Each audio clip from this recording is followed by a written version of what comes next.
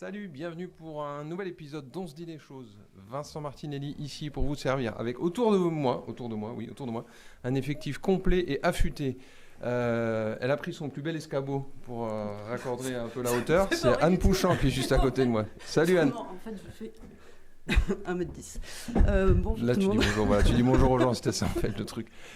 Juste à côté, le petit coquinou de service, c'est Greg Le Thor. Salut Greg.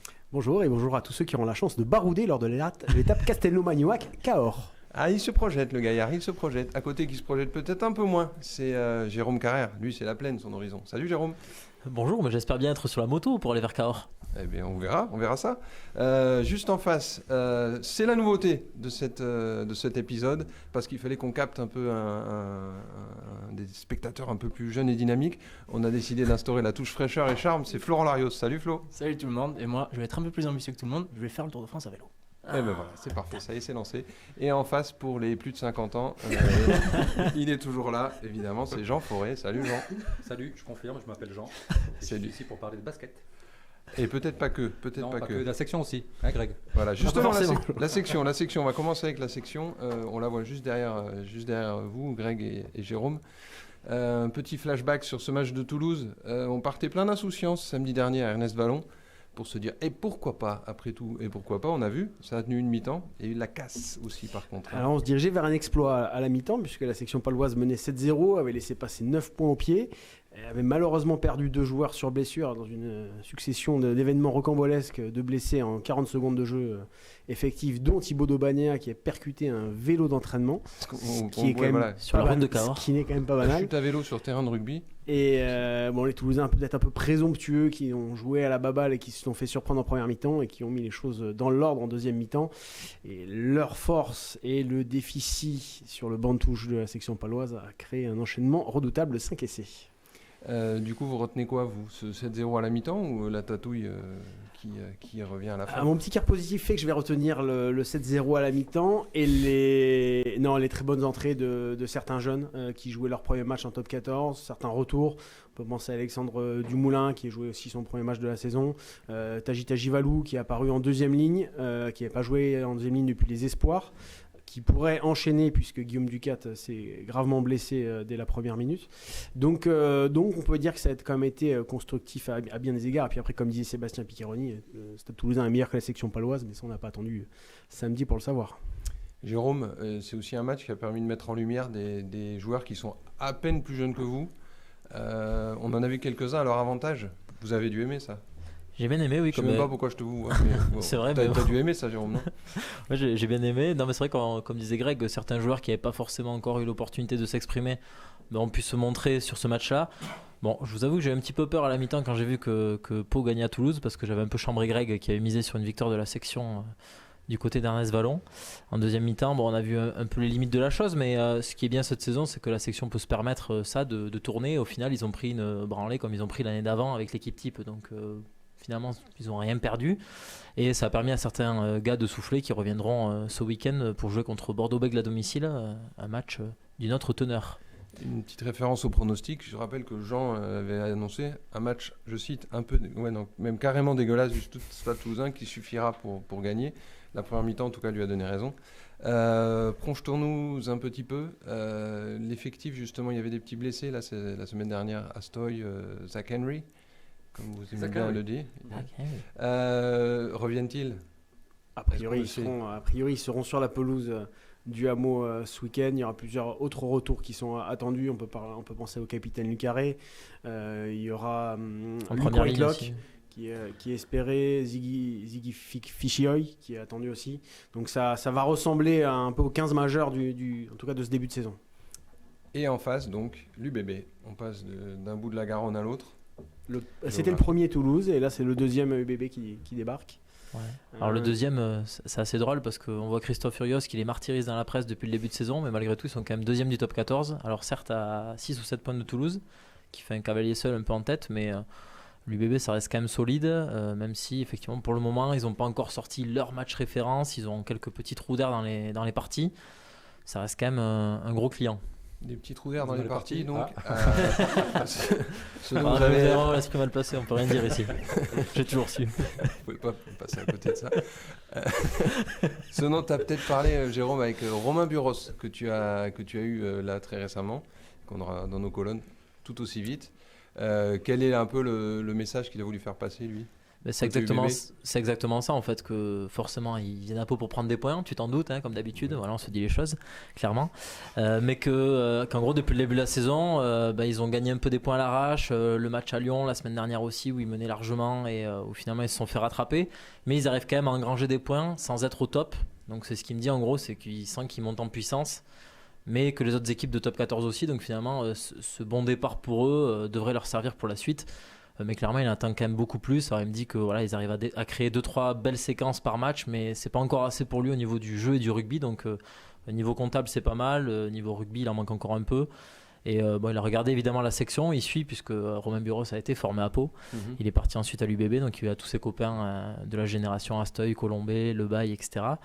Donc il suit la section aussi, voilà. Bon, ce qu'il a dit évidemment, il a été plutôt sympa avec eux, tu t'en doutes, hein, il les a pas taillés, mais qu'en gros ça jouait pas trop mal au rugby pour l'instant et ce nouveau projet était prometteur, mais voilà, en gros pour lui ce qu'il me disait c'est que la section, ce qui leur manque un peu c'était de la profondeur de banc, donc c'est ça qui est intéressant aussi à Toulouse, de pouvoir faire tourner.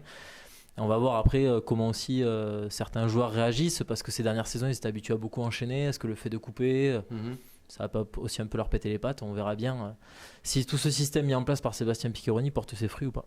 De la rotation qu'on retrouve pas forcément, Anne, au handball, du côté de Billère, qui a un effectif ouvertement plus resserré. Il l'avait annoncé en début de saison. Et eux qui sont clairement dans une phase délicate, parce qu'on les avait laissés à des défaites frustrantes d'un but. Par contre, samedi dernier à Massy, ça a été carrément l'éclat, -9. Ils ont pris froid. Ils ont pris froid, mais c'est pas... enfin, le score ne reflète pas forcément le match, parce que le match a été assez serré.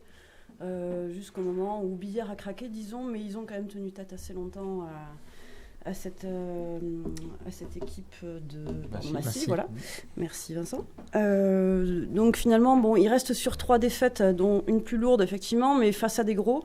On le savait, ils avaient 2 matchs à l'extérieur. Là, ils retrouvent leur domicile, le Sporting d'Est, contre une équipe qui est un concurrent direct, Valence, et donc avec l'opportunité de retrouver la victoire. C'est faisable. Je pense pas que la confiance les ait quittés comme ça d'un coup suite à ces trois défaites, parce qu'ils sont toujours pas loin. Ils sont toujours pas loin contre des gros. D'accord. Une nécessaire adaptation aussi pour certains joueurs. Cette semaine, tu es allé voir Osvaldo Maestro dos Santos. C'est bon, j'ai tout dans le bon ordre. Qui est une des recrues de l'intersaison. Et c'est un peu le symbole de ce Billère qui se cherche, non? Parce que lui... lui aussi cherche ses marques en Pro League. Il cherche ses marques, il me le disait effectivement. C'est une équipe qui se construit encore, il y a quand même pas mal de nouveaux, donc ils apprennent encore à jouer ensemble. Lui a été un petit peu en délicatesse sur les tout premiers matchs, là il s'est un petit peu mis en confiance sur le dernier match à Massy. Voilà, la défense a été au rendez-vous sur tous les premiers matchs à Massy, c'est un petit peu cafouillé la semaine dernière. Voilà, c'est des réglages qui se font au fur et à mesure, donc il y a encore de la progression, une marge de progression dans cette équipe de Billère. Et voilà, s'arrêter sur les 3 dernières défaites, ce serait vraiment réducteur. Je pense qu'ils peuvent repartir comme ils avaient bien démarré leur début de saison. Ils étaient partis sur 2 victoires à la domicile contre Besançon, ensuite à Strasbourg. Et voilà, je pense qu'il y a toutes les raisons de croire que Billère peut se relancer à partir de ce vendredi. Il retrouve aussi peut-être un championnat qui est plus le leur que c'est sur les derniers matchs. Oui, c'est ça. Là, du coup, Billère se retrouve 10e. Valence est à une 7e place avec un parcours qui est assez similaire, puisque comme eux, ils ont échoué d'un but contre Ponto. Ils ont échoué contre des gros. Ils ont été remporter un match à l'extérieur. Ils se suivent. Ils se marquent un petit peu à la culotte, Valence et Billère. Donc là, on est sur un pied d'égalité. On est dans ce championnat qui est le milieu de ce top 16, puisque cette année, donc je le rappelle, la Pro League évolue à 16 équipes. Donc il se retrouve davantage à l'endroit où il devrait être. Et Osvaldo, que par la magie de la technologie, vous avez là juste derrière nous sur l'écran. Bonjour, mon grand. Une autre équipe en recherche de points, Flo, c'est le Pau FC. Pareil, qu'on a quitté avant la trêve internationale, clairement dans le dur, aux prises avec les cartons rouges et les bagarres générales. Et cette semaine, c'est le Paris FC qui se présente au Nouveau Camp, donc PFC, Comme on est sympa, comme bizutage, on t'a envoyé vers celui qui mange un journaliste tous les matins au petit déjeuner, Thierry Laurey, donc l'entraîneur du Paris FC. Et c'est un peu décevant, mais ça s'est très bien passé en fait. Ouais, ça s'est très bien passé. Contrairement à Strasbourg, je m'attendais à avoir une petite punchline comme il a l'habitude de sortir. Je me suis dit, si je lui dis un truc de travers, il va pas me louper. Ben non, c'est finalement un Thierry Laurey très sympa et très reposé. Et c'est presque surprenant parce que finalement, quand on voit le Paris FC, qui était très très bien parti en début de saison, ils ont quand même fait 3 victoires de rang en début de saison. Et après, ça s'est un peu calmé. Ils ont enchaîné 5 matchs en 13 jours. Donc ça a été une cadence assez infernale. Là, il se retrouve 6e, juste devant Pau. Finalement, Laurey, il est plutôt satisfait de ce début de championnat.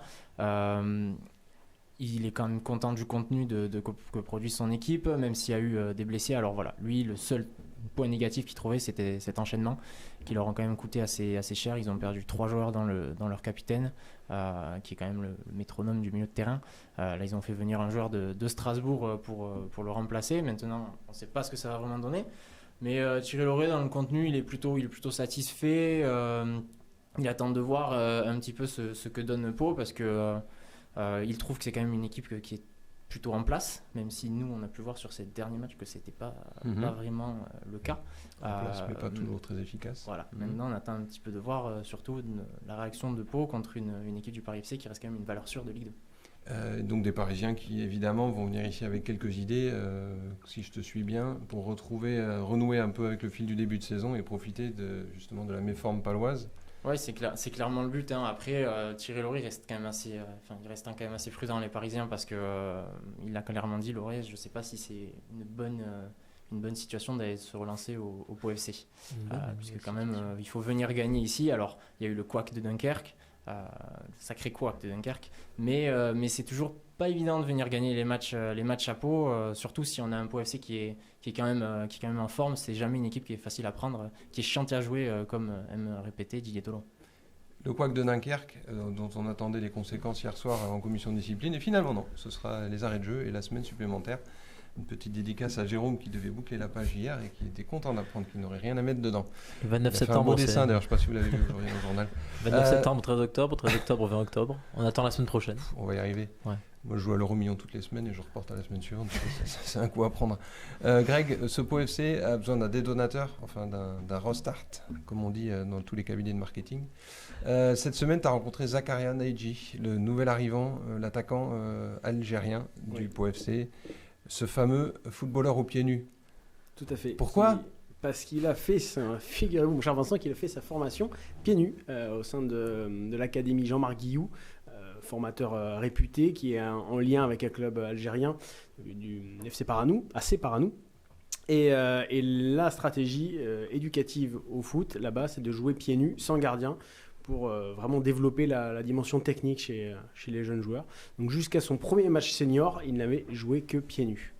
Donc, comme à la REP où on écrit ses papiers sans souris, eux c'est pieds nus.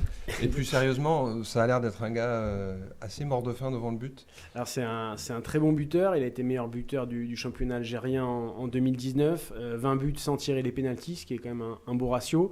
Il a eu une première expérience en Europe au Portugal dans la foulée qui a été un petit peu contrariée, mais il jouait ailier surtout, non pas avant-centre qui est son poste de prédilection. Il est devenu international algérien. Il a un peu plus de vécu, c'est un profil que n'a pas le Pau FC. C'est un joueur qui est en forme, qui est en confiance. Il a marqué contre Toulouse. Des retournés. Il a marqué contre Toulouse, oui, contrôle du gauche, retourné du droit sous la transversale. C'est un profil que le Pau FC n'avait pas. Un joueur, un numéro 9, finisseur, qui dévore les espaces devant. Donc c'est complémentaire. Et puis si la réussite qu'il a connue en Algérie, ça ne sera que bénéfique. Et j'ai quand même une question. Quand il jouait les matchs, parce qu'il a été formé à l'académie, il jouait quand même des matchs des fois, non ? Il jouait quand même pieds nus ? Il jouait pieds nus, ouais, jusqu'au senior. Ok. Un petit modèle à exporter du côté d'Angaïs peut-être, Jérôme. Les pieds dans la bouche, je sais pas si ça marche. C'est bon pour la peau. Alors c'était sur terrain synthétique. Ouais, c'est ça. Du footballeur aux pieds nus, on passe au basketteur. Non, pas pieds nus, je crois pas, non. Au basketteur tout court. Jean, l'élan béarnais. Ça y est, la pente est ascendante de semaine en semaine. Le temps s'éclaircit. La semaine dernière, on avait titré un peu sur le ton de la provoque Champagne, point d'exclamation. On s'était demandé si ça serait point d'interrogation, ce serait pas mieux, mais non, finalement, Champagne. Oui, Champagne, oui, ils ont battu ventilé. belle affaire. Oui, mais pour une équipe qu'on connaît ils pas, ont fait le pourquoi métier, ils ont battu Châlons-Champagne avec la manière, plus 25 ou à peu près à l'arrivée. C'est l'écart qu'il y a entre les deux équipes et qu'il y aura à la fin du championnat. Donc oui, maintenant l'idée c'est d'enchaîner face à du plus solide. Et là ils vont être servis avec ce déplacement de samedi soir au Mans. Je pense que ça va être un bon révélateur de la faculté à ces talents de s'exporter et de jouer dans la cour des pseudo-grands, quoi, derrière l'ASvel et Monaco. Le Mans, l'Élan, oui, ça fait partie des équipes qui vont se battre dans ces eaux-là, entre 5 et 8. J'ai eu le coach du Mans tout à l'heure au téléphone, Elric Delors, qui pour lui, ça ne fait aucun doute, l'Élan sera minimum 5e, 5-6e. Bon, je le trouve très optimiste. On va voir demain soir, sachant qu'un voyage de l'Élan au Mans, c'est pas forcément à cocher dans les victoires, puisque je crois bien que l'Élan n'a pas gagné au Mans depuis la saison 2007. C'était Gordon Herbert à l'époque le coach. Florent n'était pas né à l'époque. Florent n'était pas né et un ami avec qui je serai au Mans demain soir, Fred Mazéas de France Bleu, me glissait que sur ce match-là, c'était Michael Wright. Rappelez-vous, Michael Wright qui a marqué 24 points. Aaron Miles, Melvin Sanders. Voilà, ils sont tous à la retraite, donc les Langues gagnés au Mans, c'est pas dans les habitudes. Et là, cette année, le Mans, c'est vraiment une équipe très solide avec 10 pros vraiment complémentaires. Ils avaient monté une équipe pour jouer la Coupe d'Europe. Ils se sont fait éliminer dès le tour préliminaire de la Champions League. Donc ils ont quand même le même effectif. Il faut bien les utiliser. Quoi, voilà, donc, ils sont là. avec un très gros recrutement qui permet, américain notamment. Un pigiste de choix, c'est Tyler Rochesty qui remplace le meneur qui est actuellement blessé. Dessous, c'est Tachon Thomas, une machine à rebond, une machine physique. Donc vraiment du gros boulot pour l'élan, qui en plus a eu des pépins cette semaine. Quels sont-ils ces pépins? Les pépins, c'est surtout Justin Bibbins, qui sort du banc, qui a été très bon face à Charleroi. Il finit, je crois, avec 19 ou 20 dévals, qui s'est fait une petite entorse mardi à la cheville qui c'était déjà à laquelle avait déjà été touché la saison dernière. Du coup, il ne s'est pas entraîné depuis. Il passait des examens aujourd'hui, ce jeudi en début d'après-midi. Pour l'instant, il est incertain. On va voir s'il se déplace, s'il joue, et si oui, quel sera son rendement, quoi, sachant que jouer avec une cheville au basket quand on est meneur de jeu, ça peut servir. Ouais, ça peut servir. Pour casser celle des autres, il faut qu'on ait les siennes en bon état. Une dernière question, effectif. Cet élan, on a l'impression qu'ils n'arrivent pas à tourner à plein gaz tous ensemble en même temps. Et je pense notamment à Vitaly Chikoko. Une fois encore, il est un peu en dedans. Oui, il est en dedans. Après, il est très très mal sifflé. Là, mal sifflé, mal servi, hein, si j'ai un peu compris. C'était un peu mal sifflé et mal servi. Oui, quand il est en défense, je veux dire, il peut quasiment pas défendre. Il se fait. Alors, est-ce qu'il est trop naïf? Est-ce que les arbitres le ciblent? C'est vrai que dès qu'il bouge d'un centimètre, on le siffle faute. Les 3 premières la semaine dernière, non, c'était la fois d'avant, elle n'y était pas, c'était à Cholet. Donc il se retrouve à 3 fautes alors qu'il ne les a pas faites. Du coup, quand il en fait 2, il en a 5. Donc merci, au revoir. 15 minutes à Cholet, il joue 15 minutes face à Chalon-Reims. Bon, heureusement, Amadi Ndiaye a fait plus que le job en rotation. Oui, Vitalis, on en attend plus. Après, ça n'empêche pas l'équipe de bien tourner par ailleurs, puisqu'ils font 25 passes décisives la semaine dernière. Les 2 petits se sont bien trouvés derrière. Grégoire Rovat, qui sera le Monsieur Plus cette saison, pour le grand plaisir de Greg en face de moi, a fait son premier gros match avec 26 dévals. Donc voilà, non, ça se trouve collectivement, mais oui, ce qui permettra à l'élan de passer un cap et de pouvoir justement rivaliser avec Le Mans, avec toutes ces équipes-là, c'est d'avoir un Vitalis Chikoko dominant dans la raquette, ça c'est clair. On attend ce réveil le plus tôt possible, bien évidemment. Avant cela, avant le réveil, il y a les pronostics. C'est ce qui conclut traditionnellement chacune de nos émissions. Une petite musique un peu Far West là, sur les. C'est vrai qu'il faudrait qu'on pense à ça, un petit jingle. Ça serait l'amélioration à apporter très vite. Des pronostics qui, encore une fois, sont partis un peu tout feu tout flamme la semaine dernière. Il y a de beaux ratios. Mais on attend encore le successeur de Greg qui a été le dernier à faire le Grand Chelem sur un week-end. Ce week-end, donc je le rappelle, Billère ouvre le bal demain soir contre Valence. La section recevra l'UBB samedi après-midi. Ensuite, nous aurons le Pau FC à domicile contre le Paris FC. Et enfin, l'élan béarnais sur le parquet du Mans. Qui veut se lancer en premier? Allez, Anne, tu veux te moi lancer? j'annonce la victoire. Plongeoir, en plus, tu peux Voilà, comme ça après je descends, je plonge ensuite. La victoire de Billère, j'annonce. Également celle de la section, mais j'octroie quand même un petit bonus défensif à l'UBB. Pour ce qui est du Pau FC, malheureusement une défaite. Il va falloir encore un petit peu de temps pour digérer, je pense. Et puis une victoire de l'élan. Tu veux pas parier sur un bonus offensif à la section? Parce qu'à chaque fois que tu paries sur un bonus offensif quelque part, il y a des... Oui, mais justement, on va rester prudent. Ça vient. Ouais, je ne me suis pas trompé la semaine dernière. C'est vrai, il y avait un bonus offensif. Oui, c'est pour ça que je dis ça. Faut voir un beau match, quoi, des essais au moins. Quiz bonus, Greg. Les victoires de Billère, du Mans et les grosses cotes, le match nul du Pau FC et l'autre match nul de la section paloise. 2 nuls, 2 victoires. C'est succinct, mais c'est gaillard. Jérôme. Je pense que Billard là, ils sont un peu dans le creux de la vague. Je pense qu'ils vont perdre de peu, 3 buts. La section paloise va gagner, mais ça va être dur. 25-22, un truc comme ça. Le Pau FC, Est-ce qu'ils vont finir à 14 ou à 15? Ça, c'est la grande question. S'ils gagnent, théoriquement, c'est à 14. Ouais. On va 14 alors. Le Pau FC, je pense un petit match nul, un partout, avec un but du poulain de Grégor Le Thor. Le buteur au pied nu.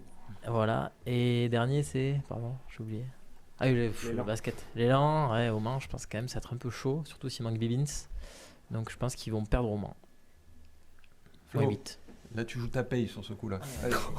Allez, je vais C'est déjà lancer symbolique, je tiens à le dire, il n'est pas payé. une cote un peu plus importante au niveau du rugby, une petite victoire de la section avec bonus offensif. Ah oui. Wow, je sens bien. Allez, Flambard. tentons. Je vous rappelle Pour avoir que 2 places pour la section, faut les mettre de côté au guichet. Ton accrédé, c'est bon, elle est validée la crédit, t'es pas obligé de... Après, niveau Pau FC, ils gagneront pas. Je suis au stade. Ils ont jamais gagné quand j'étais là, donc match nul de partout. Avec un petit but de Zachara Neji. Peut-être pourquoi pas Ebenezer Asifa. Alors fais attention parce que quand Greg fait un papier sur un mec, normalement derrière ça se passe pas très bien.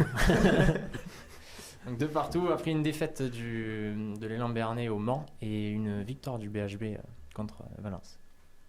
Allez, Jean, t'aimes bien mettre le couvercle? Oui, bah moi, victoire du BHB comme toutes les semaines. Je l'annonce, cette fois-ci j'y crois dur comme fer. Le Pau FC, là, si je vous écoute, il ne faut pas être super confiant, donc on va jouer le nul, prudence. La section Greg, je pense que c'est le match qui peut faire basculer la section du bon côté ou du mauvais côté. Si elle veut jouer dans les 8 premiers, il faut battre des équipes du style de Bordeaux-Bègles à domicile. Malheureusement, je pense qu'ils vont perdre. Pas beaucoup, bonus défensif pour la section. Le jour où tu annonces un résultat positif à la section, c'est tu bien prends ça, la température. le bonus défensif, non, Christophe Furios va préparer ses gars, ça va être dur. Quant à l'élan, ça va être très dur aussi. S'il n'y a pas Bibins, moins 15, moins 20. Et avec Bibins, défaite aussi. Défaite, malheureusement. Tant qu'il se repose. Avec Jean Forêt, victoire. C'est ça. Je devrais commencer. J'y crois quand même. Je devrais faire dans l'autre sens, finir avec les bonus de Anne plutôt que Je vais pas se mentir. avec les prédictions et les coups de rap de Jean Forêt. Qui se révèle juste quasiment à tous les coups. C'est pour ça qu'il faudrait essayer dans l'autre sens. Peut-être qu'on aurait des bonus. On sait jamais. Il ne me reste qu'à vous remercier toutes et tous de votre participation. Je vous souhaite un très très bon week-end, de très bons matchs. Et je vous dis à tout bientôt pour un nouvel épisode dont on se dit les choses. Salut tout le monde. Salut. Ciao.